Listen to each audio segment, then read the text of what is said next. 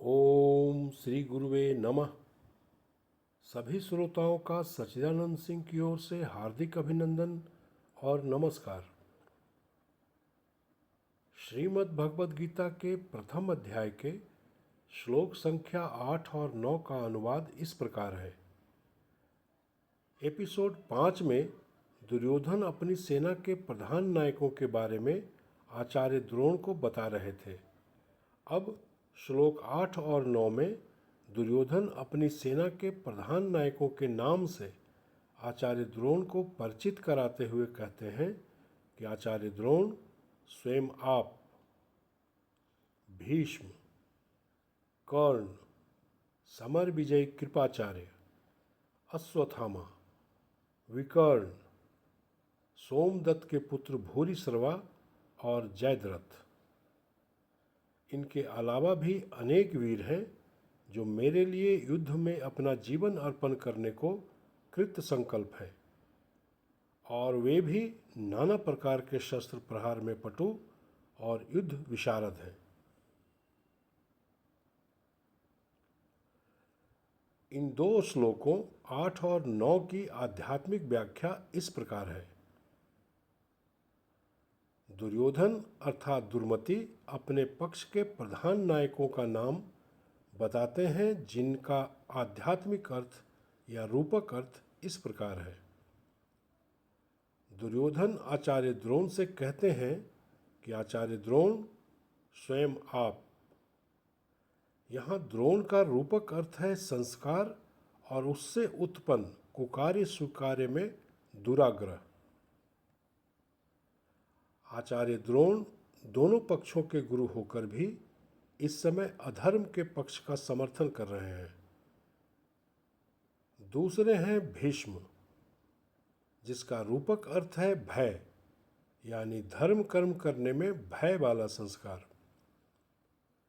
भय से जीव हमेशा ही ग्रसित होता है, यानी भय के कारण जीव सही गलत का निर्णय नहीं कर पाता। सतपथ में जीव के प्रवृत्त होने में यही प्रधान बाधक है। यही दुर्मति के सर्वप्रथम और सर्वप्रधान सेनापति हैं। इनको जीतना बड़ा ही कठिन है। कर्ण और विकर्ण, जिसका रूपक अर्थ है कान से सुनने पर विश्वास या अविश्वास करना, सत्य असत्य पर लक्ष्य न रखकर अंधे के समान विश्वास कर बैठना, सत्य कुछ भी नहीं ऐसा अविश्वास करना ही विकर्ण है। विश्वास या अविश्वास भी साधन पथ में बाधा के बड़े नेता हैं। कृपाचार्य यानी कृपा, जीवन के प्रति तामसिक अनुराग के कारण उसकी रक्षा के लिए दया तो है, किंतु विशुद्ध दया नहीं।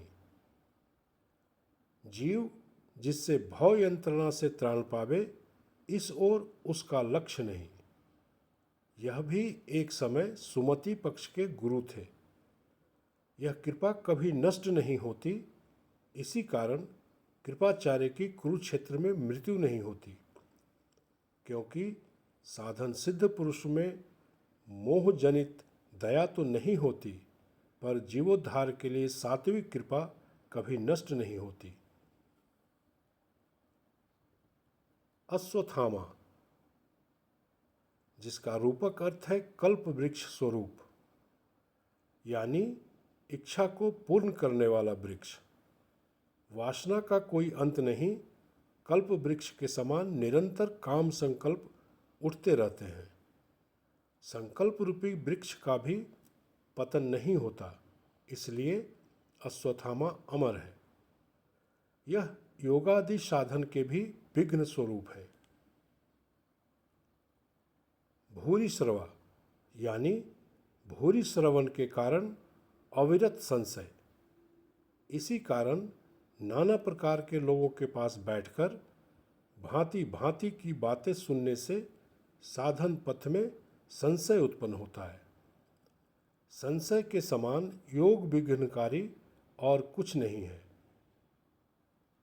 जयद्रथ यानी इधर उधर की बातें करके अज्ञ और अल्पज्ञ पुरुषों को सन्मार्ग से विचलित करना, यही साधन शक्ति रूपी द्रौपदी को हरण करने की चेष्टा करता है।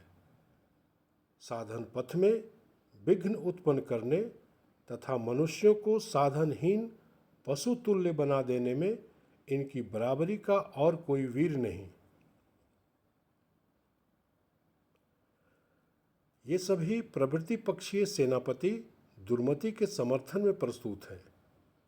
इनके अतिरिक्त भी अनेक वीर हैं जो साधन पथ के कंटक हैं और जीव को सांसारिक कार्यों में फंसाकर मुक्ति के मार्ग को बंद करने में समर्थ हैं।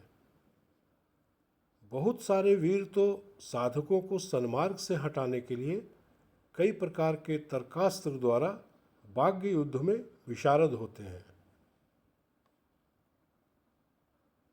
दुर्मति यानी दुर्योधन अपने संस्कार को अर्थात गुरु द्रोण को बतला रही है कि हमारा भरोसा है साधन के प्रति भय अर्थात भीष्म पर, क्योंकि भय के उत्पन्न होने पर सभी साधनाभिलाषी भाग जाएंगे। अतएव जब हमारा बल भय के द्वारा ही रक्षित है तो विपक्ष को पराजित करने में कोई बाधा नहीं है। और फिर उन्होंने यानी निवृत्ति पक्ष वालों ने अभी थोड़े ही दिन तो साधन किया है और उनकी सेना भी भीम अर्थात वायु के द्वारा अभिरक्षित है, जो स्वयं ही चंचल प्रवृत्ति का है, और विपक्ष की सेना बल भी कम है। इसलिए हमारा विजय सुनिश्चित है। आगे एपिसोड 7 देखें। जय गुरु।